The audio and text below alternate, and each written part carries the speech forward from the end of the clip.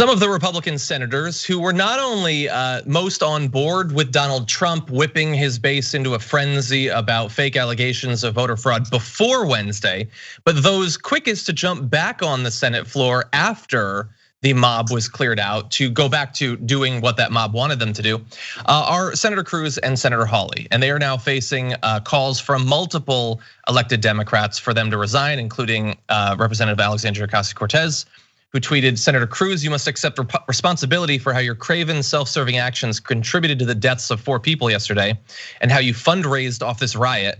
Both you and Senator Hawley must resign. If you do not, the Senate should move for your expulsion." And new Representative Cori Bush said, "Josh Hawley said he was doing this for the people of Missouri. Let me tell you something, Josh, you are supposed to represent St. Louis too, but you do not speak for us.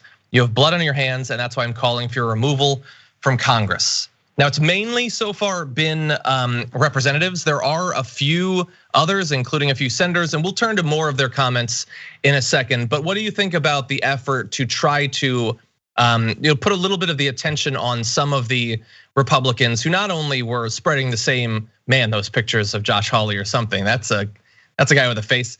Anyway, but that we're clearly doing and engaging in all of this so that in 2024, they could run and get these same people to support them. I think he's one. He and Cruz are the crux of this attempted coup. They are the coup.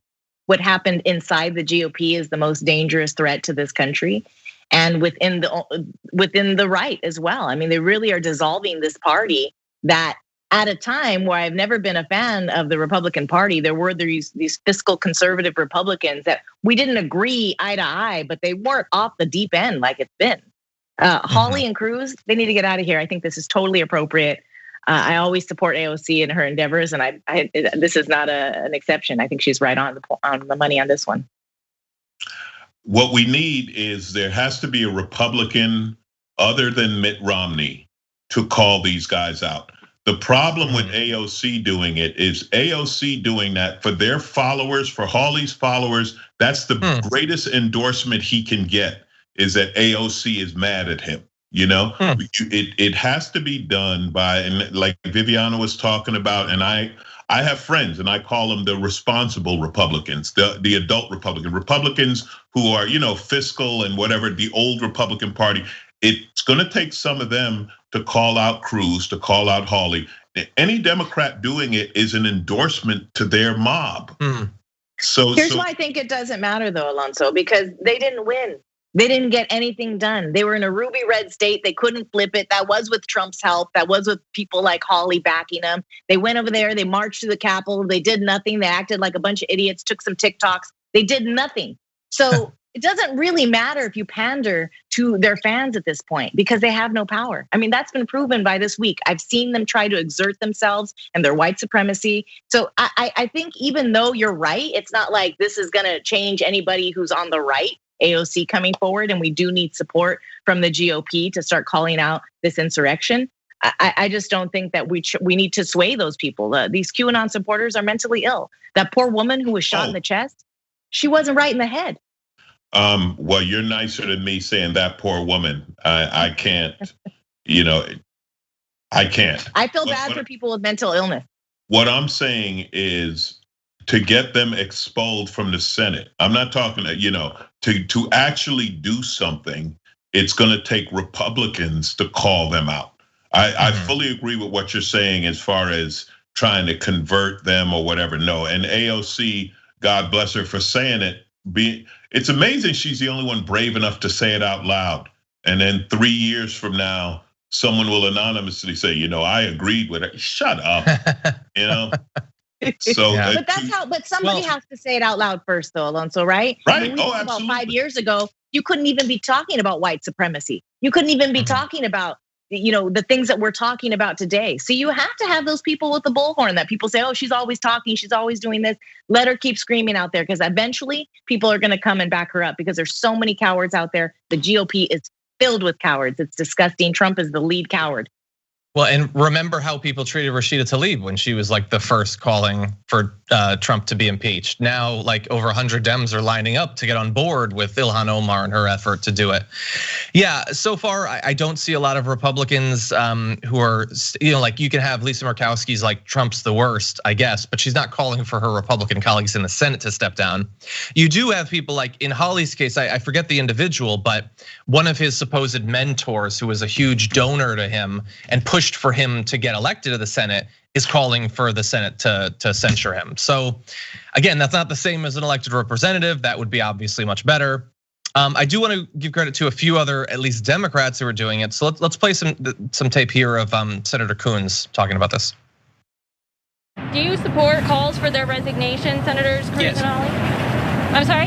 Yes, I think they should resign.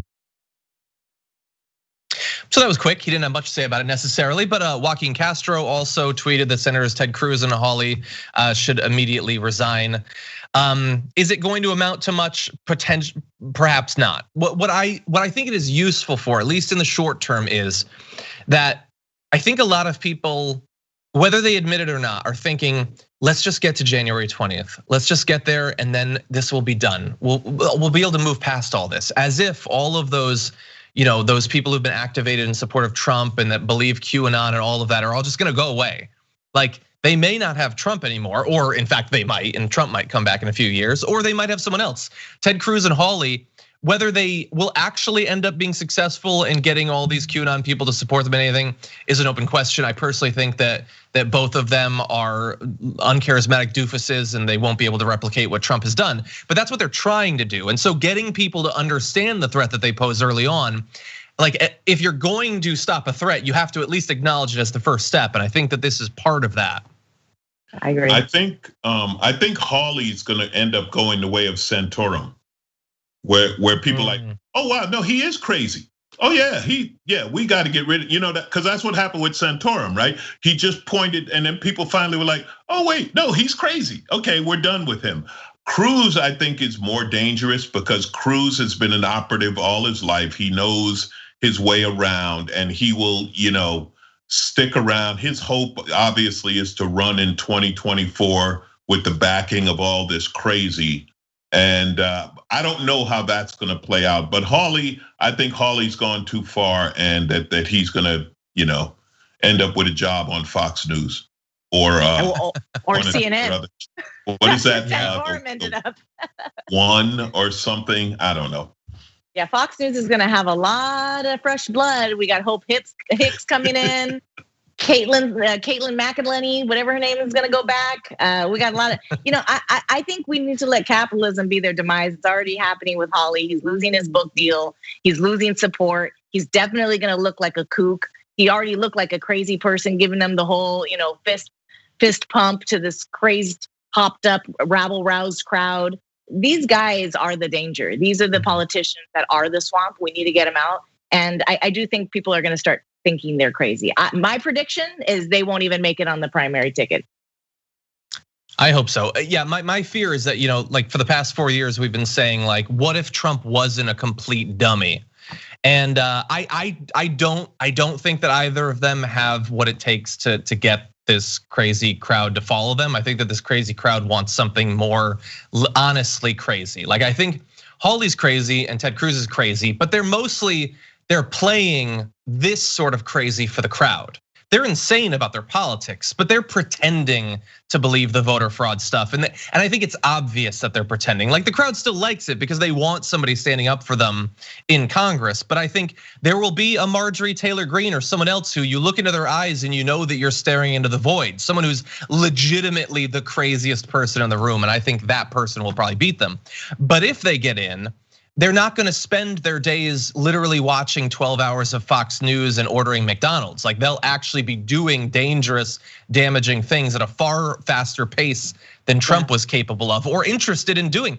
Trump, in his last couple of weeks of being president, isn't really doing anything. They would be using this time to do all sorts of terrible stuff. So I don't know that they're gonna have the chance to, but if they do get the chance, I think they'll be incredibly dangerous. I think that's true of Cruz. I honestly think Hawley really is crazy. I think he's over the edge. And if you look into his eyes, you see this radical wish for power, you know, whatever. Like I don't think he's gonna last. Cruz, without a doubt, Cruz has already proven he has no backbone, no morals, no belief he will not flip on, but he's such a politician. He's such a politician. This is the problem with the people entrenched in the system. You can't get rid of them because they're just too well connected. But Hawley, nah, I don't see him lasting. Hopefully, I don't know. I've underestimated America's stupidity before. That's the scary part. As I agree, I don't see him lasting. But look at Trump. I mean, I think he got a real leg up because he was a reality star. I think that's why America was able to sort of embrace him in the fold in the way that they did. So maybe Hawley needs to jump on a bandwagon. Kim Kardashian's free. Maybe he can marry Kim. They can get a reality show, and then maybe he'll get a leg up for the next election in 2024. He needs to dance with some stars. You not give them a game plan. If you would, she likes crazy. She likes crazy. So hey, she likes crazy brothers. That's true. Thanks for watching The Young Turks. Really appreciate it. Another way to show support is through YouTube memberships. You'll get to interact with us more. There's live chat emojis, badges. You've got emojis of me, Anna, John, JR. So those are super fun. But you also get playback of our exclusive member-only shows and specials right after they air. So all of that, all you gotta do is click that join button right underneath the video. Thank you.